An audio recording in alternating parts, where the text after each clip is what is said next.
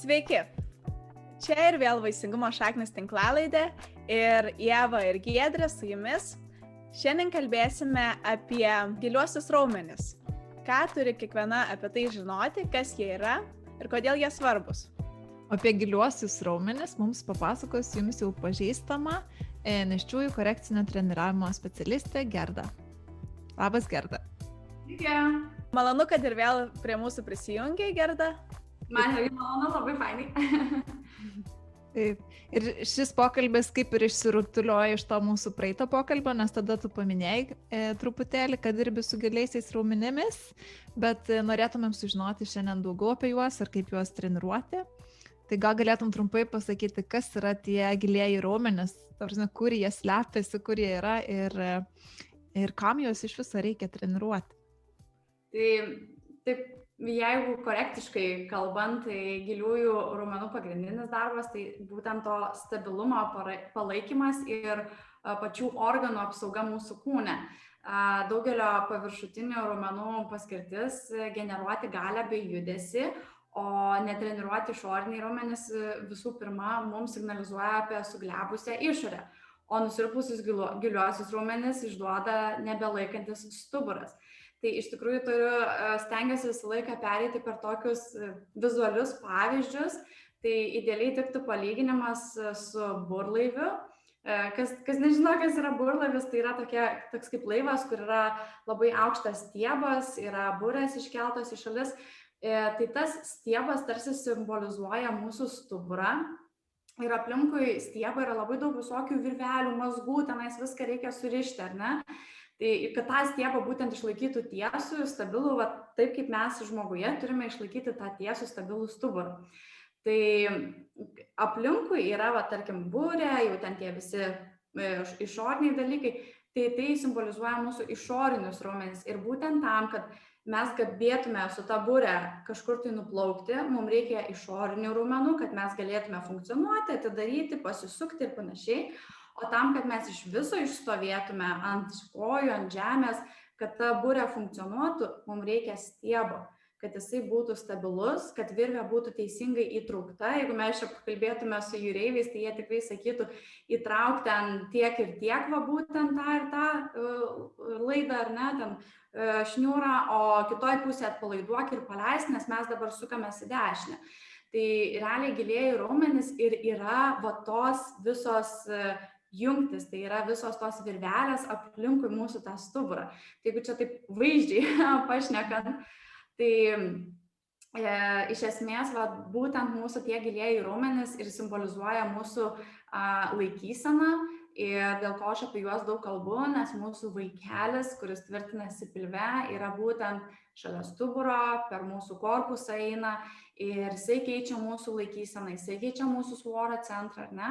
Ir jeigu mes tų visų virvelių netampysim, nejudinsim, mes negalėsim pakreipti savęs ar vieną ar kitą pusę, ar ne?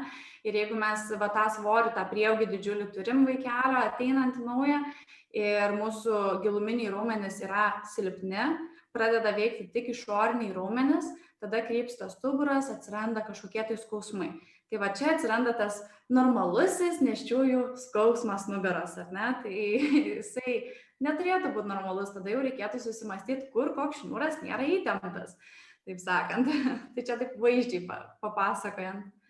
O gal gali kelis pavyzdžius tų giliųjų raumenų duot, kokie jie yra?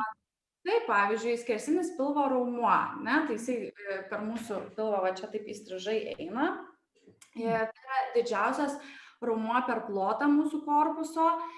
Jis vadinamas irgi gilusis raumuo, išsidėstęs arčiau stuburo. Tinkama jo veikla sąjungoje su kitais liemens raumenimis leidžia užtikrinti bei pagerinti stuburo stabilumą. Tai dėl ko mes labai daug kalbam ir dirbam su nėštukėm, su pogimdyvėm per pilvo presą.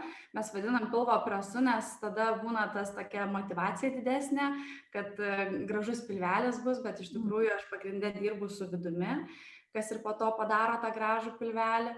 Tai tie skersiniai raumenys aktyvuojami tuomet, kai mes atliekame diafragminį kvėpavimą, kurį turbūt dar šiandien trumpai aptarsim.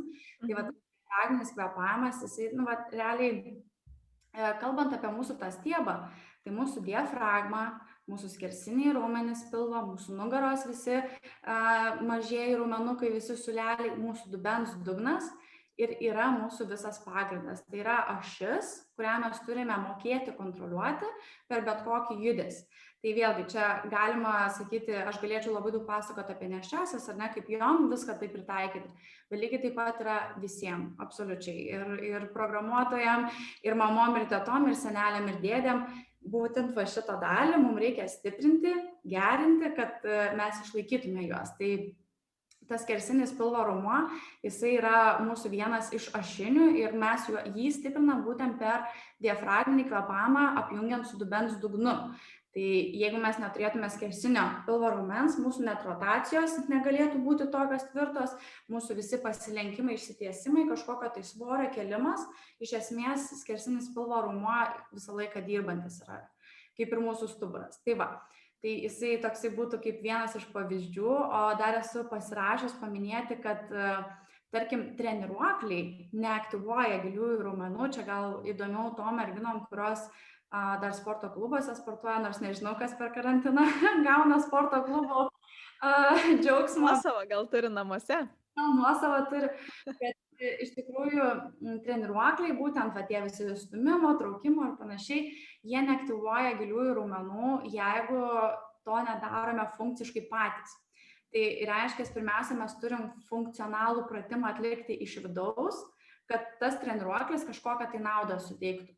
Tai iš esmės aš net kai laukiasi moteris ir sako, ar galiu sportuoti sporto salėje ant treniruoklių, sakau, viskas gerai, bet tu turi tam pasiruošti, kad tu mokėtum funkcionaliai judėti su savo korpusu ir gebėti atskirti, kada tu treniruoji išorinį raumenį ir kada tu treniruoji vidinį raumenį. Nes kol mes nesilaukiam, tai nepadaro masiško skirtumo dėl to, kad mes esame tvirti, pavyzdžiui, fitnesistai vyrai. Jie turi didelius raumenis, ar ne, ir stiprus, galingi ir visa kita, bet jeigu aš jų paprašyčiau atlikti korektinius pratimus, dažnu atveju jiem yra labai labai sunku tai padaryti. Jie neišlaiko, sukrenta, net laiko korpusas, net laiko nugara, nors raumenų kalnas, ar ne. Tai jų atveju jie nejaučia nugaros skausmų ar kažkokio tai kitų skausmų dėl to, kad tos burės, tas laivas didžiulis, ten kažkokios tai dėžės aplinkui, jos prilaiko daugiau mažiau svorį ir kad ir kaip tu krypuoji, bet jos atlaiko išorinį krūvį. Ir jeigu to išorinio krūvio tokio nėra didelio, kaip pas nėščiąsias moteris, ar ne, jos dažniausiai jau nebūna raumenų kalnai, tai tada iš karto viskas krenta. Lygiai taip pat kaip ir fitnesistai, kai paleidžia sportą, jie krenta. Jie krenta su klubų pakeitimais, su sąnarių pakeitimais ir skausmais, ar ne. Tai išoriniai raumenys, bet kokiu atveju, aš kaip sakau, viskas yra susiję ir viską reikia stiprinti. Tikrai nėra taip, kad dabar netreniruokit išorinių raumenų, o vidinius treniruokit. Visą tai reikia kartu apjungti ir kartu treniruoti. Taip, labai įdomu. Aš manau, kad aš ir pati esu pastebėjusi, kad vaikinam būna sunkiau daryti tos tokius, pavyzdžiui, kur būtent vidiniai raumenys ir dirba, tai kaip pavyzdžiui pilatesas, ten joga, yra daug tų tokių pratimų, kur grinai tos vidinius raumenys taip pat įtraukia ir jiems būna tai labai sunku, nes tiesiog jie nebūna treniravę šitų pratimų, kaip kad Gerda ir sako, labai įdomu. Aš iš tikrųjų dar vesdavau treniruotės sporto klube didžiuliam ir aš vedu kalanetiką. Kalanetika yra visiškai giliųjų raumenų tonusas. Ir tarkim, paprastas rankos ištiesimas ir greitas spirokliavimas, kad tavo korpusas nejudėtų ir būtų stabilus ir čia spirokliuotume labai greitai įtempus ranką, izoliuotas judesys. Žinokit, ateidavo ir vyrų. Nežinau, ar juos priversdavo moteris ateiti, ar kaip tenais, ar kažkaip jie gal informacijos kažkokios yra gavę. Bet moteris savo ramiai spirokliuoja ir jos laukia, kada aš duosiu sunkesnį pratimą, nes jom atsibodo tą ranką spirokliuoti, stabiliai stovi. Vyras tuo tarpu. Ir aš negaliu vyrui duoti sunkesnio pratimo, dėl to, kad jisai, paprasčiausiai jo korpusas visiškai jo nelaiko, tai yra, bet jisai raumeningas ten ateina su gerais blizgančiais raumenukais. Tai aš apie ką ir kalbu, kad giliai raumenys ir yra mūsų tas stabilumas, kaip mes gebam atlaikyti savo kūną. Tai tarkim, nėštumo metu tas yra be galo aktualu, kai keičiasi svorio centras, kai mūsų svoris auga, kai mes turim prilaikyti išdidėjusi pilvą priekį, stuburo padėtis keičiasi, ar ne. Tai visi šitie dalykai daro didžiulę įtaką visiems skausmam, gimdymui ir atsistatymui vėliau. Mhm. Tai tada, kadangi jau paminėjom diafragminį kvėpavimą, tai gal tada apie tai galėtume daugiau pakalbėti. Tai kuo gali jis praversti ir kaip jį teisingai reikia atlikti. Nors jau truputį ir parodėme praeitame video, kas matė, bet tiesiog giliau, kodėl tai yra svarbu. Aš asmeniškai su tuo buvau susidūrusi ir anksčiau kaip dainavimo pamokose ir taip pat jogoje, ten yra tai labai mokama ir labai svarbu. Tai man asmeniškai tai labai padėdavo kovoti su stresu. Tai aš, kai tik reikėdavo, kai reikėdavo kažką atlikti, sakykime, pavyzdžiui, pristatinėti bakalaurinį, aš labai gerai atsimenu prieš tai, aš ten sėdėjau prieš savo eilę ir bandžiau kvėpuoti giliai į pilvą, nes taip tuo pačiu atsilaisvina, atsipalaiduoja šiek tiek organizmas, kuo lėčiau iškvepiam, kuo ten giliau į tą pilvą, susikoncentruojam į kvėpavimą, kai lėčiau iškvepiam, mums tada ta parasimpatinė sistema įsijungia, kuri yra atpalaiduojanti.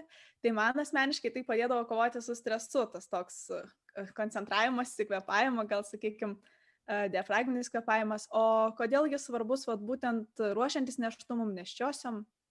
Tai iš tikrųjų, Ieva, tu pasakei vieną iš didžiausių mano punktų, tai būtent streso kontrolė, nes galbūt mes ir praeitą kartą šiek tiek aptarėm daugiau apie tą stresą ir prieš gimdymą, kaip yra svarbu sukontroliuoti visus šitus dalykus. Ir šiuo metu streso kontrolė yra labai svarbi dėl vaikelio centrinės nervų sistemos, dėl vaikelio augimo bendro, tie patys įsigimimai, viskas yra tiesiogiai koreliuoja su mūsų psichologinė būsena. Ir netgi, tarkim, treniruotės, aš irgi sakau, treniruotės neturi būti tokios, kad jums keltų stresą, ar ne? Jos neturi būti tokios, kad mes kažkokiu tai būdu save pažeistume. Po treniruočių mes turime jaustis dar geriau. Tai diafragminis kvėpavimas iš esmės jisai yra simpatinės ir parasimpatinės nervų sistemos kontrolės dalis. Tai reiškia, kad mes gebam perjungti savo tą centrinės nervų sistemos kryptį. Ir tikrai dažnu atveju aš su savo klientėm bendrauju ir pas mane pačiai yra kursuose testavimas. Ir vienas iš testavimo pratimų yra kvėpavimas. Ir pradžioje jos pakvėpuoja nieko nežinodamos, jos man atsiunčia testavimo formą ir tada jos pasižiūri seminarą, kaip reikėjo kvėpuoti ir kas kam daro įtaką. Ir tada išsiaiškinam, kad pas daugelį atsistojus, kai mes stovime, tarkim, kas dabar žiūri, gali paprastai pabandyti atsistoti ir kelis kartus giliai įkvėpti. Galit net ir jūs dabar pabandyti įkvėpti ir iškvėpti. Įkvėpti ir iškvėpti. Na ir kaip manot, kuri kūno dalis juda labiausiai, kai jūs kvėpuojate?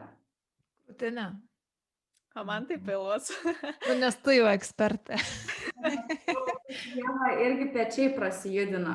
Ta prasme, patraukiu rankas jo, bet... Pajudinai. Žodžiu, ir pas mane irgi tas pats su klientėm, kad praktiškai pas visas labai retas atvejais, nebent kažkas lankė giliai jogą ar mokėsi, tada būna pilvinis, bet pas visas pasijungia paviršinis kvėpavimas.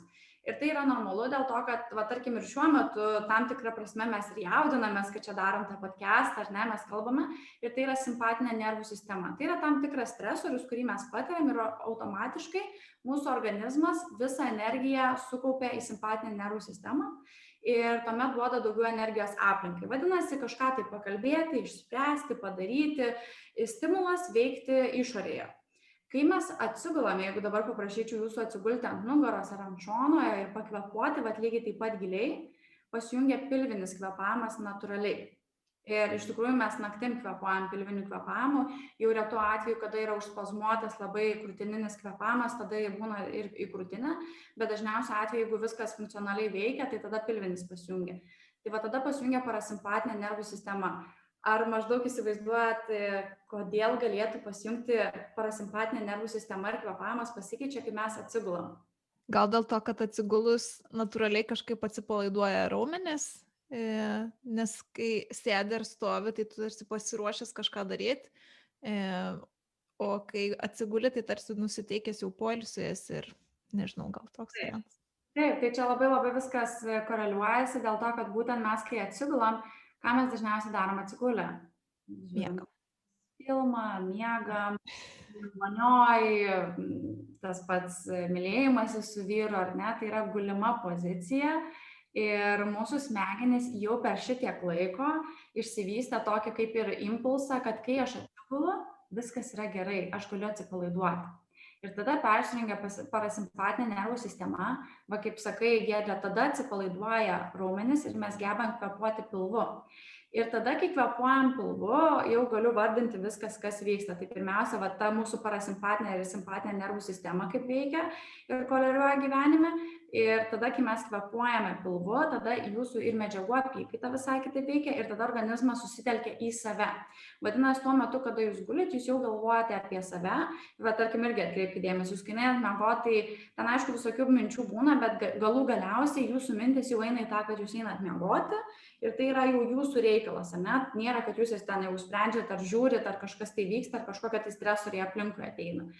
Tai ką tada daro jūsų diafragma, kai mes kvėpuojame pilvu, tai jinai atsakinga už riebalų deginimo funkciją, kas turbūt aktualu daugeliui moterų ir šitas būna įdomiausias punktas moteriai, mažina norą cukrui. Tai irgi labai įdomus tyrimas, ar ne, kad mes kai kvėpuojame pilvu, mūsų medžiagų apykaita greičiau veikia, greičiau suvaikšto ir išjudina cukrų mūsų kraujyje. Tai tada nėra tokio didžiulio noro. Pavyzdžiui, kodėl aš dabar iš tikrųjų pasakysiu tokį labai pavyzdį su mano vyru, nes pasikeitė darbo sąlygos ir jisai dirbo vien namuose.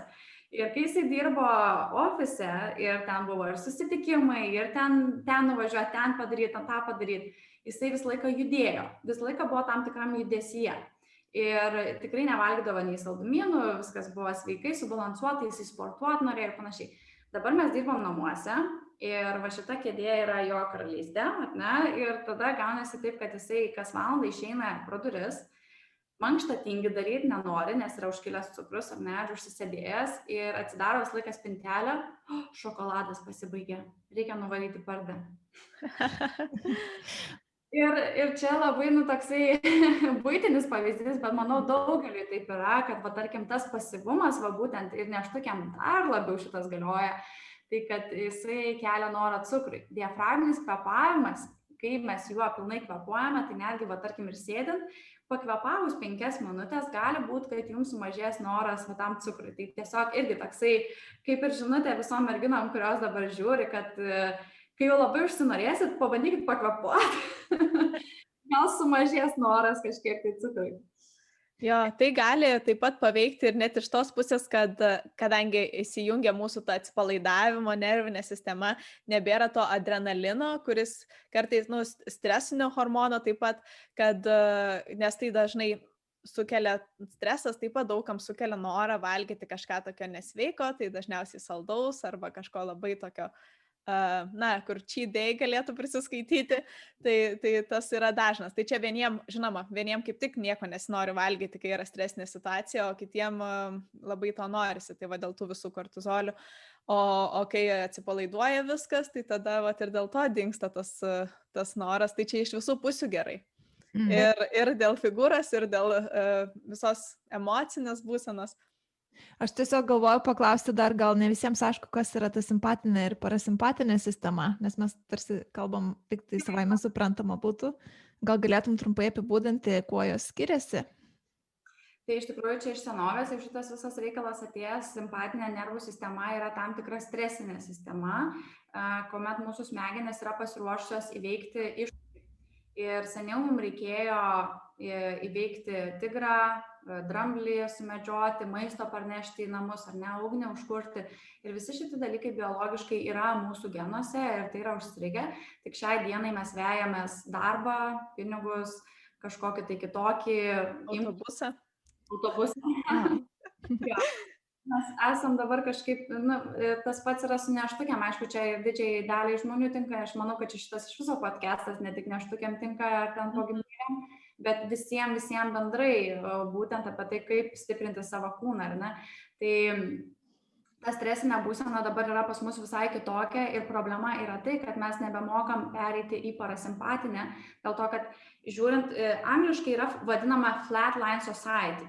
Tai mūsų parasimpatinė nervų sistema yra tada, kai mes atsipalaiduojam, tada, kai mes patiriam džiaugsmą, tada, kai mes galvojam apie save, tada, kai mes bučiuojamės, tada, kai mes gulime vonioje, kai skaitome knygą. Tai yra darbas su savo organizmu, su savimi, su savo kūnu, ar ne?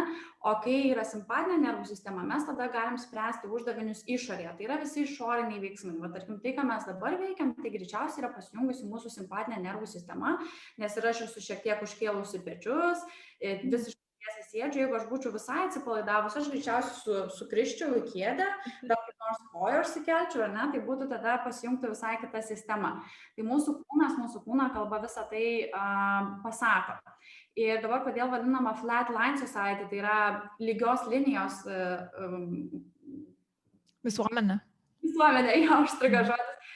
Tai dėl to, kad mes kaip ryte atsikeliam, miegam, parasimpatinė nervų sistema, viskas tvarkoj ir tada suskamba žadintuvas, o dieve, vėluoju darbą, pradeda kilt, pusryčių nepadariau, vaikas rėkia, tas ir visokios problemos kyla ir tada išeinam į darbą, strese, reikia dokumentus sutvarkyti darbe, tenais nuvažiuoti, autobusą pavėlavau, dar reikia maisto nupirkti, dar tas vyksta, o čia korona, paskaičiau straipsnį kažkokio, dieve mano, ir tada galų gale vakare einam miegoti, nukrenta.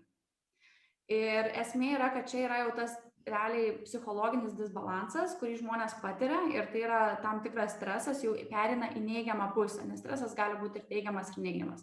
Ir kai mes perinam į tą neigiamą stresą, tai jau tada perina į mūsų visas ligas, ne? Tai dėl ko dabar ir daug kas kalba, kad galbūt ten tie karantinai gerai dėl COVID, bet negerai žmonių psichologiniai sistemai ir panašiai, nes būtent mes esam pastovioj toj lygioj būsenai. Kad mūsų psichologinė sistema būtų balansuota, mums reikėtų išlaikyti tam tikrą kreivę. Tai yra, kada mes atsipalaiduojam, pakylam. Dėl ko visur yra sveikatingumo straipsniuose, moksliniuose šaltiniuose patarimai. Pietų miegas yra superinis dalykas, vien tik tai pliusai, vien tik tai naudos. Kai valgai, nežiūrėk televizoriaus, nežiūrėk į ekraną, stenkis bendrauti su kitu žmogum arba tiesiog žiūrėk į mišką pro langą, kur teikia tau kažkokią tai ramybę. Ta pati muzika kažkokia tai, ar ne? Tai va čia ir yra tos parasimpatinės nervų sistemos užkėlimas.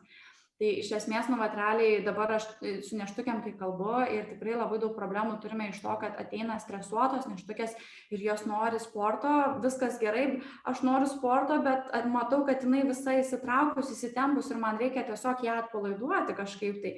Ir aš jai tikrai negaliu pasakyti, žiūrėk, dabar nestresuok, kad tu laukiesi, nestresuok, kad ten tau darbą reikia pabaigti ar dar kažkas, nes tai yra tikrai normalu, tai yra gyvenimas.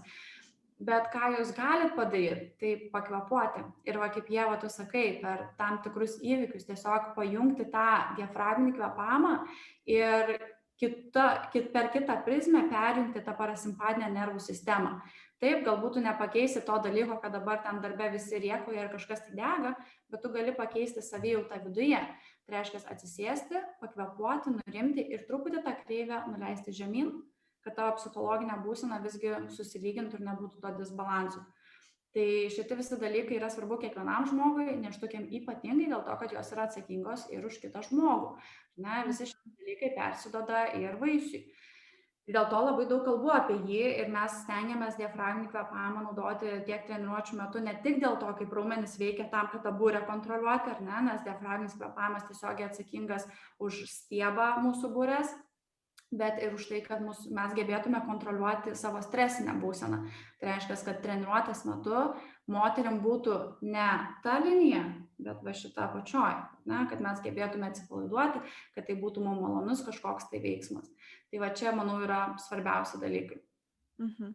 Aš dar galiu tada pridėti prie to, kad nes tikrai, kai būna ta stresinė situacija ir atrodo, pats sunkiausias dalykas dabar pradėti lėtai kvėpuoti į pilvą, tai reikia, kaip sako, fake it till you make it, tai reikia specialiai iškvėpinėti labai lėtai, spausti save, iš pradžių, žinoma, bus sunku, nes kai esi čia kažkur, tai ir būna tas toks kvėpavimas, ar ne?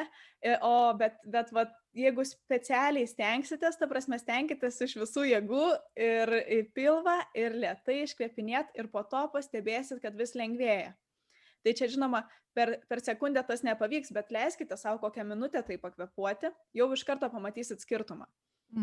Aš tai irgi darbe naudoju gan dažnai tą kvėpavimą, Nes kokiu principu tai veikia, kad, ta prasme, žmogus negali tuo pačiu metu koncentruotis ties dviem dalykais, negali koncentruotis ties stresinė mintim kažkokia ir tuo pačiu kvėpuoti giliai ir stebėti savo kvėpavimą, pilvą, ar ne, tai jeigu duodi žmogui užduoti, dabar kvėpuok, pajaus, kaip ten oras eina per šnerves, ar ne, kad jis eina šaltesnis, paskui išeina šiltesnis gal ir kad pilvas išsipučia ir įsitraukia, tai tada žmogus nebegali tuo pačiu metu ties savo tą stresinę mintim fokusuotis ir taip automatiškai turbūt pereina į tą parasimpatinę sistemą ir tai padeda tikrai labai atsipalaiduoti, kvėpavimas yra tikrai numeris vienas, nežinau, ir mano darbe, ir vat, kaip ir tu, Gerda, sakai, kai tu su neštukiam dirbi, tikrai labai lengvas, paprastas, vis laik prieinamas pratimas.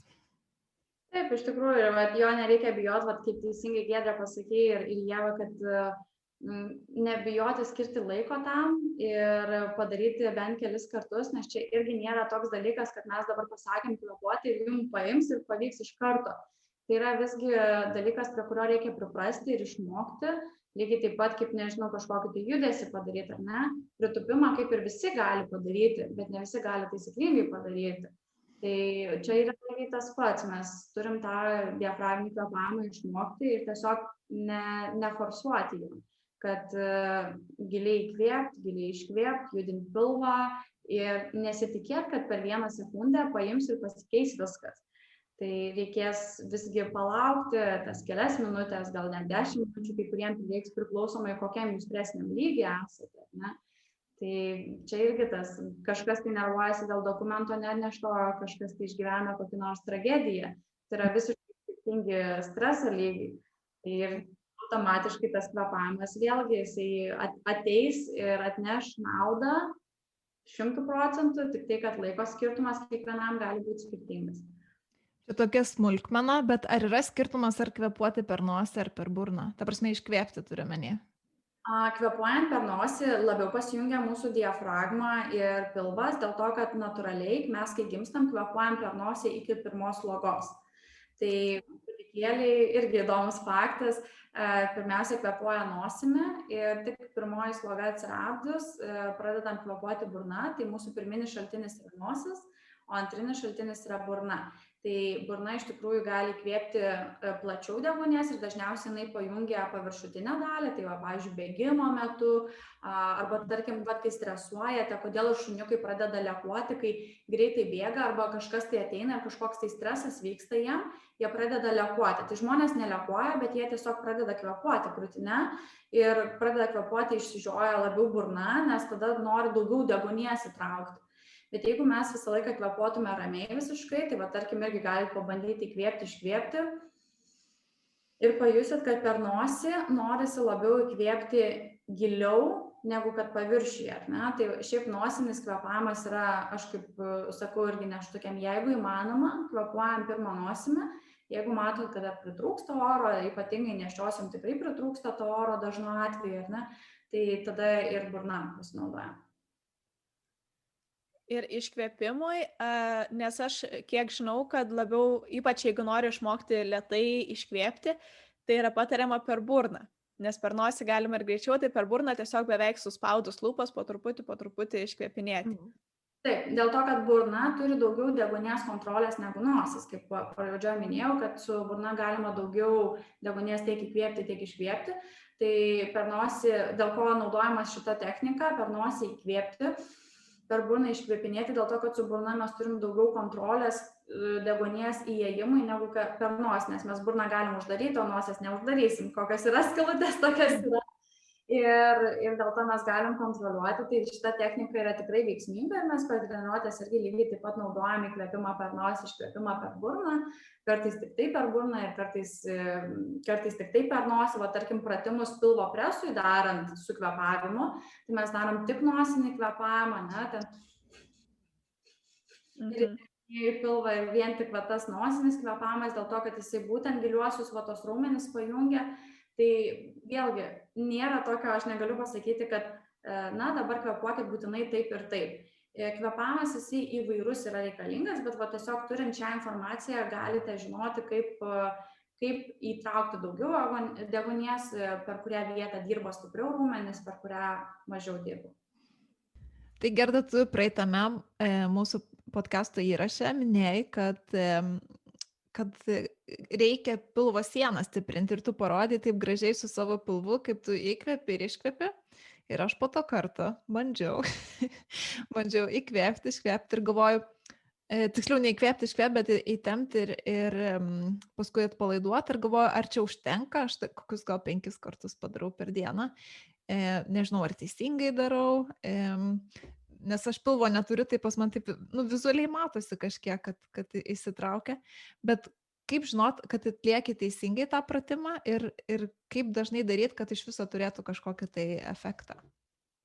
Tai jeigu kalbant būtent apie pilvo sienos pratimus, kad stiprinti pilvo presą, tą pilvo sieną, pirmuosius pilvo preso pratimus, tai diafragminis kvėpavimas ir tie kvėpavimai, kur prieš tai parodžiau su pilveliu, jie būtent ir pajungia juos, bet esmė yra, kad mes juos naudojam pratimų metu. Tai reiškia, kad mes šitą kvėpavimą papildomai naudojam tam, kad mes išmoktume ir judintume viską, ar ne? Tai yra tarsi pilvo preso pratimas, tarkim, man jisai jau yra aktyvus pratimas, tau jisai dar yra pasyvus, nes pas tave dar nėra ištempti raiščiai, nėra ištempti raumenys, nėra didelio svorio ant pilvo. Aš kvėpuodama pilviniu kvėpavimu jau jaučiu degantį raumenį, tokį kaip pilvo preso pratimą, kad atlikčiau, ar ne? Man tas kvėpavimas yra aktyvesnis negu tau. Tavo atveju reikia tokį patį kvėpavimą išmokti, bambą įtraukti, pakelti į viršų ir tą kvėpavimą naudoti pratimų metu. Pavyzdžiui, kai ten žingsniuoji, kai kojas kilnoji, kai darai įtupsus, kai kažkokias rotacijas darai. Nes kai tu pajunginėjai šitą kvėpavimą būtent, tu įtempi būtent tuos giliuosius raumenis ir jie tada atlieka funkciją kartu su tavo judesiu. Taip, tu savo tą, galim sakyti, tas virves visas tampai ir stiprini. Jeigu tu darytum tą patį su atpalaiduotu pilvu, sukiotumei, skilnotum kojas, tavo tos virvės taip į vieną ir į kitą pusę, išoriniai raumenys dengtų, taip tu koją keli, išoriniai raumenys dengia, bet tavo vidiniai raumenys jie šoka savo šokį, taip sakant. O su kvėpavimu tu turi kontrolę būtent aplinkui stuburą, aplinkui tą laikyseną ir tu pradedi save stiprinti nuo pat pradžių ir tada tu turi daug lengvesnį suvokimą, ką daryti su dideliu pilvu, ką daryti gimdymo metu, ką daryti atsistatymo metu, nes tu jau žinai, kaip veikia tavo stuburas iš vidaus. Nes kai ateina neštukės jau su dideliais pilvais ir jom paaiškinti, kad tenais tu turi pajusti viduj ten vieną ar kitą raumenį, tu turi pajusti, kaip pilvo apačia pakyla ir panašiai, pakankamai yra sunku, nes pas jas dar yra viskas silpna, o pilvas jau didelis, jau svoris yra didelis. Tai čia panašiai kaip išmokti vairuoti skamba, kad vienu metu reikia labai daug visokių dalykų daryti, ar ne, ir vairą sukti, ir perjungti bėgį, ir tai neužtenka tiesiog vien tik tai pilvo treniruoti, reikia kažką ir kitus pajungti, ar ne, kaip girdžiu? Faktas, kad šitas kvėpavimas, jis yra jūsų bazė, tarkim, neštukiam, pirmą išmoksta tą kvėpavimą, pajunginėti dubens dugną, pajunginėti pilvo apačią, mokėti įtempti pilvo sieną, kelti bambą į viršų. Ir kai jau šitą mes gebam kontroliuoti natūraliu kvėpavimu, kad ir dabar, tarkim, sėdim tą darom, ar ne, tada mes tą galim daryti ir visuose pratimuose. Ir tada automatiškai tie pratimai tampa daug sunkesni, nes reikia ir labai galvoti, ir dirba iš vidaus labai daug kas, ir jie tampa daug efektyvesni.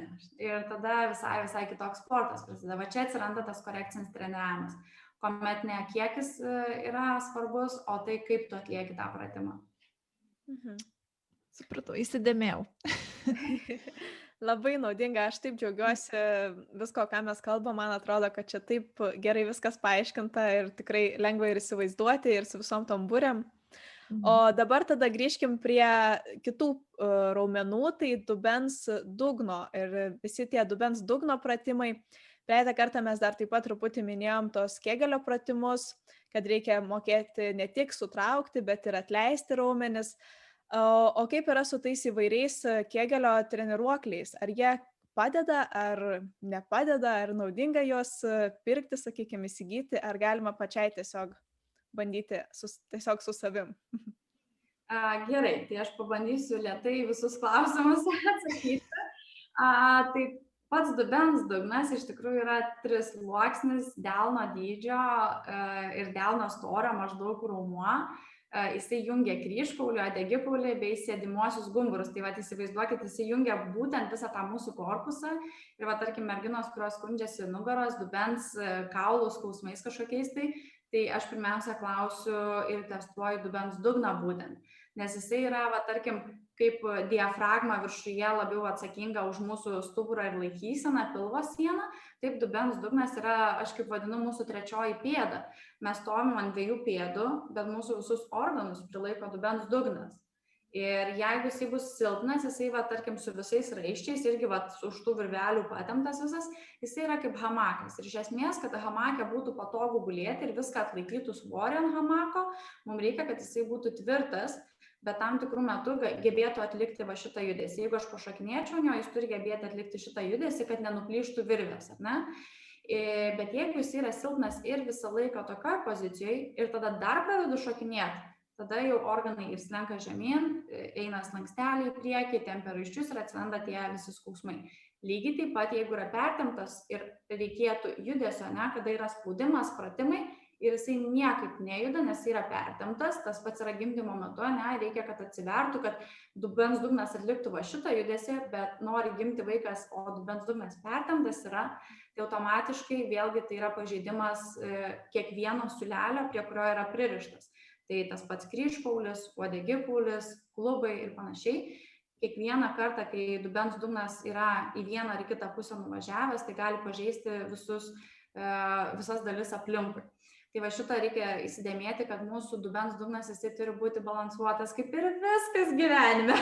Čia taip norisi visą laiką išskirti, kad būtinai ta vieta būtų balansuota, bet iš tikrųjų tiesiog balansas yra raktas į mūsų tą sveikatingumą.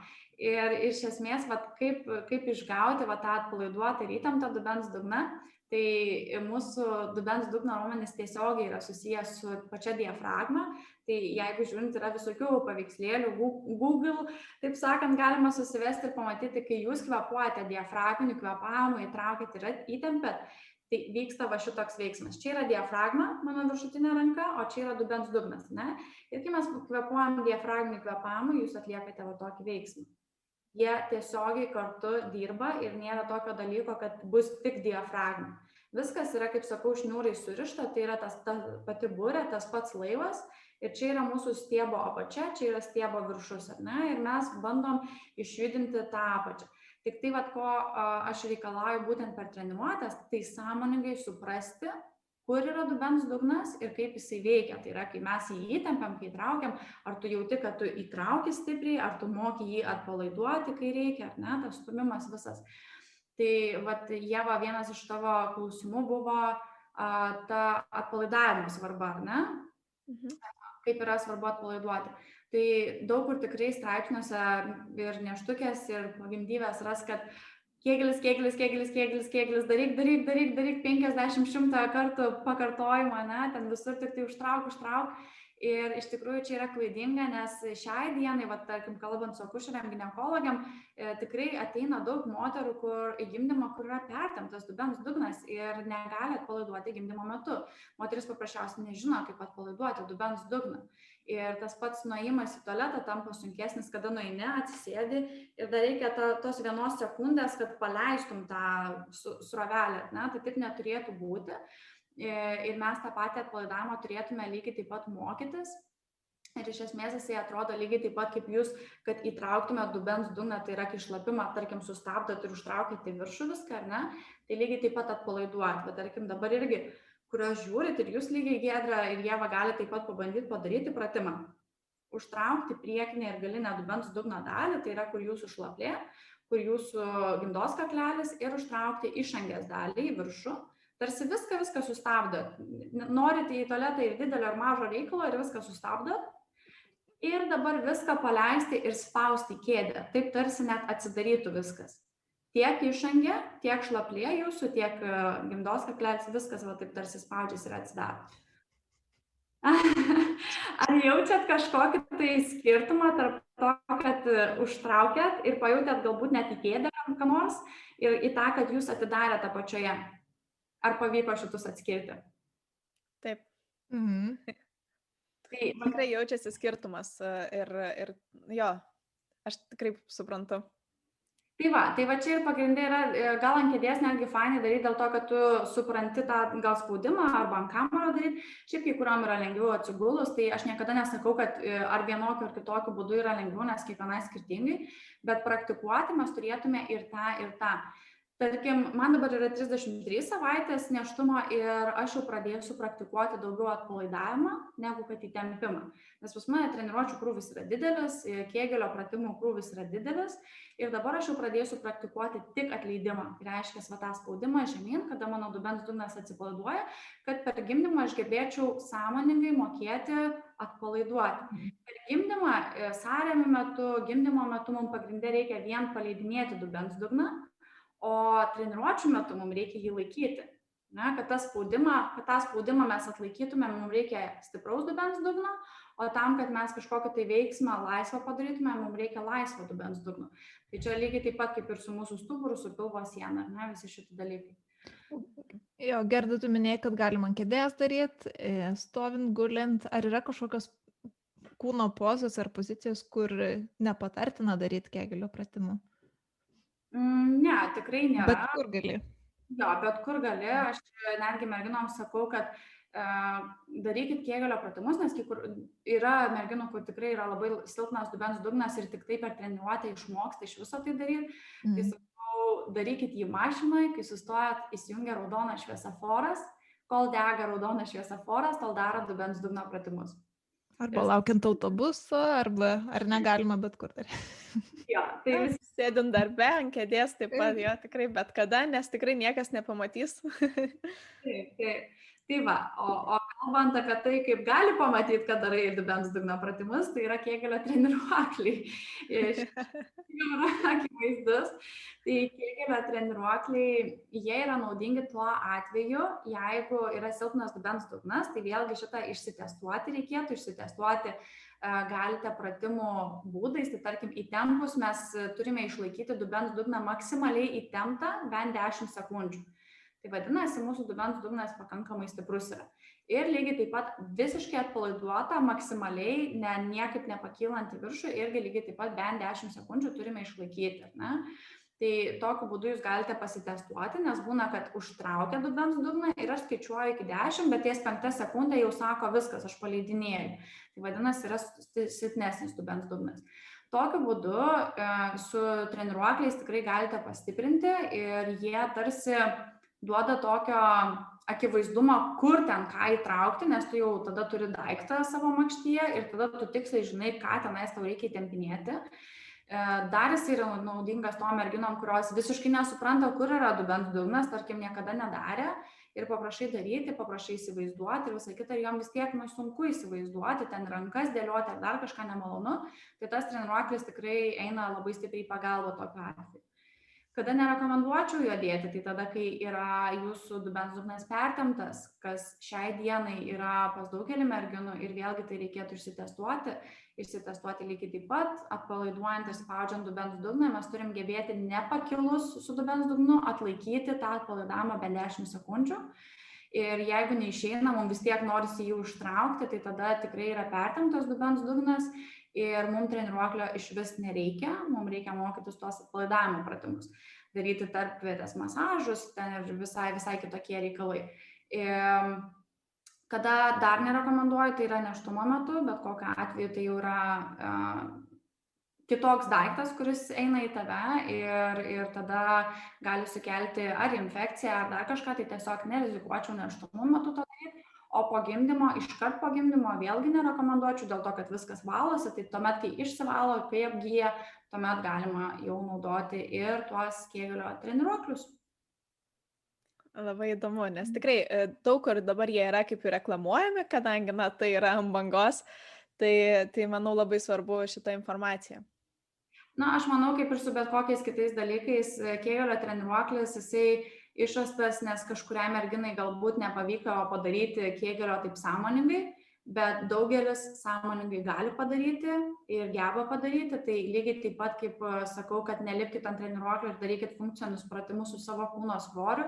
Tai lygiai taip pat ir kėgelį aš visą laiką patariu daryti natūraliai, kiek įmanoma, nelendant ten, kur nereikia, nes tai yra bet kokiu atveju tam tikra intervencija. Ir tai yra tarsi tiesiog tam tikra pagalba, kurią galite užsiimti. Būtent dar apie dubens dugno treniravimą norėčiau pasakyti tokį dalyką, kad jis nėra svarbus vien tik tais nėštumui ir vien tik tais, kad pasiruošti gimdymui ir taip toliau. Žinome taip pat, kad, tai sako, gali padėti padaryti lytinius santykius malonesnius.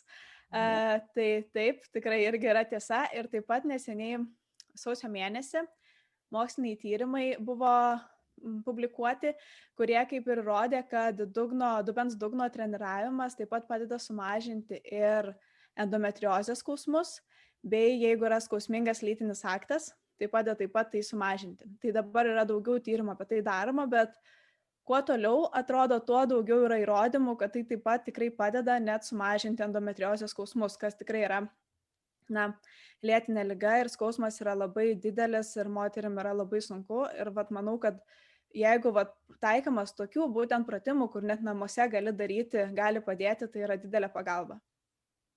Tikrai. Šiaip sąrašas bendrai dubens dugno stiprinimo yra ilgas. Kuo jis naudingas, tai yra tie lytiniai santykiai, skausmai aplinkui dubenį, nugara, netgi būna, kad peties skausmą galima sutvarkyti su dubens dugno stiprinimu, nes galbūt kažkur net ten raištelis patrauktas. Tas pats šlapimo nelaikymas retu atveju, bet ir tuštinimo nelaikymas irgi yra sprendimo būdai dubens dugnas. Ir taip pat netgi menopauzėje, nes reikia taip pat šitą daryti, nes kai sumažėja estrogenas taip pat yra svarbus mūsų tai visai ir dubens dugno funkcionavimui, tai taip pat galima pastebėti tada, kad gali būti ir tas ir šlapimo nelaikymas, ar kažkokie pertempimai su vidurių užkietėjimu ir taip toliau, visi šitie dalykai, kurie apsunkina gyvenimą, tai ten taip pat netgi rekomenduojama, tai ne tik reprodukciniu laikotarpiu, bet ir vėliau, visada yra labai tikrai naudinga. O vyrams? Ar naudinga irgi? Ar galiu pasidalinti, kaip daryti vyrams dubens dugną? Taip, aš manau labai svarbu, nes vyrai būna pamiršti šitoj situacijai, o jiem taip pat yra svarbu. Taip, ir prostata, ir tos pačios ligos, realiai sąrašas beveik tas pats yra. Tai ar Ieva ir Giedrė, ar jūs žinote, kaip testuoti dubens dugną pas vyrus? Ne. Tai dabar visas merginos sužinos ir bėgs testuoti. Žodžiu, paguldykite vyrą ant nugaros, jisai turi būti erekcijos būsenoje ir užmeskite mažą rankšluostėlį jam ant penio, tai yra mažas virtuvinis rankšluostėlis. Ir jisai su savo peniu turi gebėti numesti rankšluostėlį savo virš peties, gulėdamas. Oho, kaip cirko triukas. Wow, čia tikrai įdomus testas. Aš kažkaip galvojau, žinai, be rankšluostėlio įmanoma, bet čia, ta prasme, žinau, kad galima ir be rankšluostėlio, bet čia žymiai įdomesnis. Galima visą atrakciją pasidaryti šitą testavimą. Mes su kolegė sakėm, darysim per vyrų treniruotę, pasiguldysim visus vyrus, užmėsim visiems po rankšluostėlį. Bus iki bambos, tai 1 taškas, iki krūtinės 2 taškai, virš pečių 3. Geras, jo, treniruotė. Taip ir treniruosim dubens dugną. Tai realiai... Daug įdomių dalykų. Taip, realiai jų dubens dugno stiprinimas ir yra būtent penio judinimas. Taip. Tai labai įdomu dėl vyrų sužinoti taip pat ir kad tai yra taip pat svarbu ir vyram, ne tik moteriam.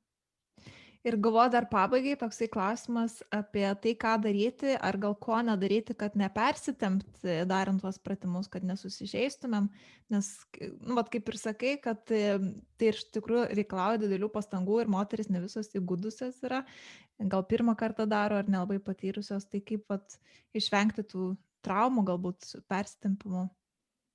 Tai iš tikrųjų pirminis mano pasiūlymas tai yra tas testavimas, visgi pasižiūrėti, kad nebūtų pertemptas dubens dugnas ir tas susitikimas su kineziterapeutu arba susitikimas su treneriu visgi yra naudingas visais atvejais, nes tada jisai gali pasakyti, kad pertempta viena ar kita pusė ir tau reikia stiprinti vieną ar kitą pusę, arba tavo dubens dugnas yra pertemptas, daryk mažiau, arba tavo dubens dugnas yra silpnas ir daryk daugiau, ar ne? Tai šitie dalykai išsiaiškinti, išsitestuoti, manau, yra numeris 1, nes kartais tiesiog nežinodamos galim tikrai daugiau bėdų prisidaryti negu naudos.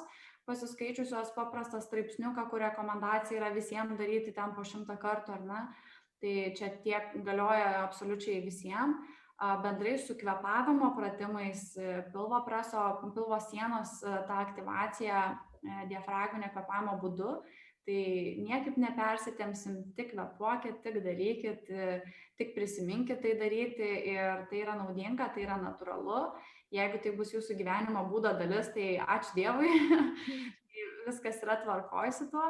Nėštumo metu galbūt labiau reikėtų atkreipti dėmesį tai būtent į pilvelio įtampą, tai reiškia, pavyzdžiui, jeigu pilvas sukietėja, yra jau didelis ir susispazmavęs, tai tokiu atveju kuo daugiau taikyti atpalaidavimo pratimų ir kaip tik nedaryti to intensyvaus kvėpavimo, kad ten dar ant viršaus įtampos kelti, ar ne, tai mes turime visą laiką realiai įsiklausyti į savo kūną ir, va, kaip sakau, rasti viskame balansą. Jeigu jautiesi šiandien prastai, tau galva skauda, ten pykina, nesvarbu, kokiu metu tu nori pasidaryti tuos pratimus ir tą treniruotę, bet kokiu atveju tu ją turi pritaikyti prie savęs. Ir primenu vėl tą patį, kad klausant savo kūno, nedaryti treniruotės tokios, kad jinai būtų stresinė. Pavyzdžiui, jeigu tu turėjai sunkią darbo dieną, dar grįžti ir dar kažkas tai sunkaus yra, tikrai pakankamai daug streso turėjai ir tau uždėta 6 valandą treniruotė ir tu privalai ją pasidaryti, nes ten kažkas. Neprivalai. Ta dieną atsisėdi, pakvėpuoji, pasidarai tempimus ir eini miegoti, atsigeri arbatos ar kažką tai smagaus nuveiki, ar ne, vietoj tos treniruotės visai kitokio. Tai vat, iš mano pusės galbūt daug kas tikrai kalba, kad neštukės treniruokitės, po gimdyvės ten sportuokit, prieš gimdymą irgi ten darykit tą. Tikrai nebūtina, mes turime labai įsiklausyti savo kūno ir viskame palaikyti tą lengvą balansą, bet nepamiršti tos motyvacijos iš tikrųjų daryti. Čia tiesiog nebūti ant tų svarstyklių kraštutinumų, kai visai nieko nedarau, nes tingiu, nes galvoju, kad nereikia, aš čia daug vaikštau ir man užtenka. Ir nebūti ant tų svarstyklių, kur aš privalau daryti, nes aš ruošiuosi gimdymui ir nesvarbu, kad aš blogai jaučiuosi, bet turiu pavaryti. Tarkim, mano pačios atveju vakar irgi jau pakankamai sunki diena buvo ir dar 7 valandą laukia viena treniruotė ir aš parašiau jau klientai, sakau, šiandien aš jaučiuosi jau pavargusi, nors kaip ir jėgų dar turiu, aš galėčiau ištverti tą treniruotę, bet va čia jau atsiranda žodis, aš galėčiau ištverti treniruotę. Jeigu tu jau taip kalbė, tai vadinasi, tu turi pristabdyti ir tą valandą netreniruotę pasidaryti, bet tiesiog pagulėti su arbata ar kažkaip kitaip. Tai manau, viskame yra šitie dalykai svarbiausia. Taip, tai supratome, kad balansas yra tikrai svarbiausia. Ir tą balansą pasiekti ir žinoti, kada sustoti, kada pradėti, gali jums padėti ir Gerdos kursai, kurie yra Master Mama LT svetainėje. Ten yra įvairių skirtingų variantų, galite pasirinkti ir tuos, kur yra daugiau pratimų, daugiau treniravimo ir tuos, kur yra daugiau paskaitų ir daugiau atsipalaidavimo. Čia pagal tai, kas jums patinka.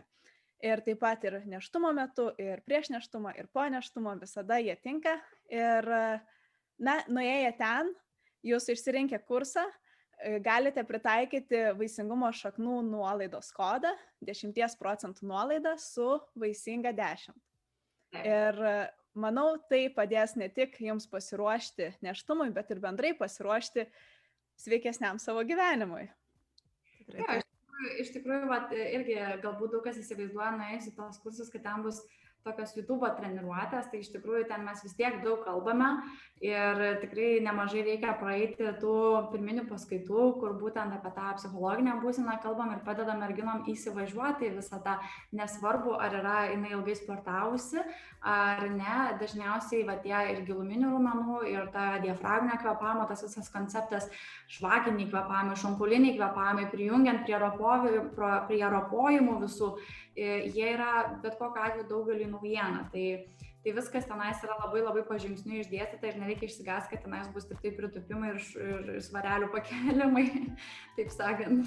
Taip, tikrai ten yra labai daug. Aš pati, kadangi esu mačiusi tos kursus ir bandžiusi, tai galiu pasakyti, kad viskas yra aptarta ir tai, ką ir mes čia kalbėjome, ir daug dar kitų papildomų dalykų, ir pratimai yra labai aiškiai parodomi, ir visada Gerda yra atvira jūsų žinutėms, ir jeigu turit klausimų, ji tikrai padės ir atsakys. Tikrai taip. Na, šį epizodą užbaigsime dabar. Ačiū labai Gerdai, kad ir vėl prisijungė prie mūsų, ir tikiuosi, kad visiems žiūrėjusiems tai buvo naudinga, kad išmokot ir sužinot kažką naujo. Ačiū. Iki.